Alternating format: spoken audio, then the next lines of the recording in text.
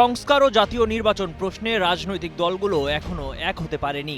সাম্প্রতিক রাজনৈতিক অবস্থা বিবেচনায় ৩১ আগস্ট অন্তর্বর্তী সরকারের প্রধান উপদেষ্টা ডক্টর মোহাম্মদ ইউনূস বৈঠক করেন ৩ দলের সঙ্গে। ওই বৈঠকে নিজেদের আগের অবস্থানই তুলে ধরেছে বিএনপি, বাংলাদেশ জামায়াত ইসলামী ও জাতীয় নাগরিক পার্টি এনসিপি। তবে প্রধান উপদেষ্টা স্পষ্ট করে বলেছেন, ফেব্রুয়ারির প্রথমার্ধে নির্বাচন অনুষ্ঠিত হবে, নির্বাচন ছাড়া কোনো বিকল্প নেই। প্রধান উপদেষ্টা বলেছেন, কেউ যদি নির্বাচন ছাড়া অন্য কোনো বিকল্প নিয়ে ভাবে, সেটা হবে জাতির জন্য গভীর বিপজ্জনক। ৩ দলের সঙ্গে বৈঠক শেষে সংবাদ সম্মেলনে এ কথা জানান প্রধান উপদেষ্টার প্রেস সচিব শফিকুল আলম।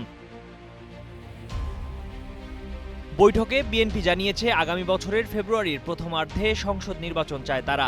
সংবিধান সংক্রান্ত প্রস্তাবগুলো সংসদের মাধ্যমে বাস্তবায়নের পক্ষেই বিএনপি। তবে জুলাই সনদ বাস্তবায়নের বৈধ বা সাংবিধানিক কোনো উপায় থাকলে সেটা তারা মেনে নেবে বলে জানিয়েছে। এদিকে জামায়াতে ইসলামী ফেব্রুয়ারিতে নির্বাচন অনুষ্ঠানে একমত, কিন্তু নির্বাচনের আগে জুলাই সনদের পূর্ণাঙ্গ বাস্তবায়ন, সনদ বাস্তবায়নে গণভোট এবং সংসদের উভয় কক্ষে সংখ্যানুপাতিক বা পিআর পদ্ধতিতে নির্বাচন নিয়ে আলোচনা করে সিদ্ধান্ত নেওয়ার দাবি জানিয়েছে দলটি।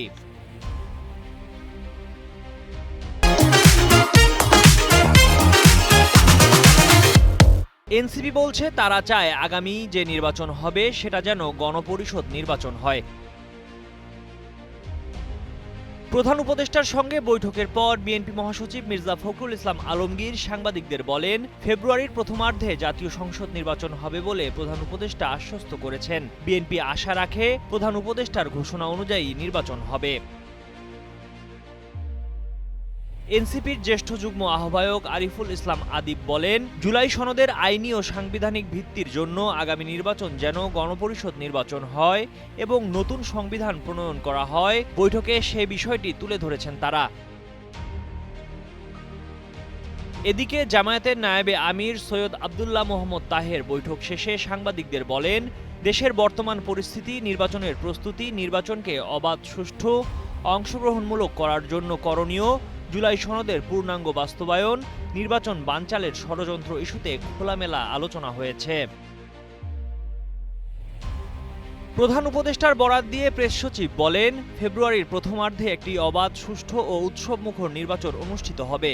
ইতিহাসে one of the best election হবে এটি। তবে পিআর পদ্ধতি নিয়ে রাজনৈতিক দলগুলোর সঙ্গে ঐকমত্য কমিশনের কথা হচ্ছে।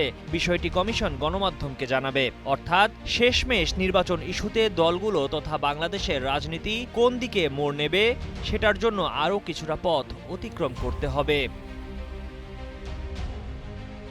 ময়ূখ ইসলাম, কালের কণ্ঠ।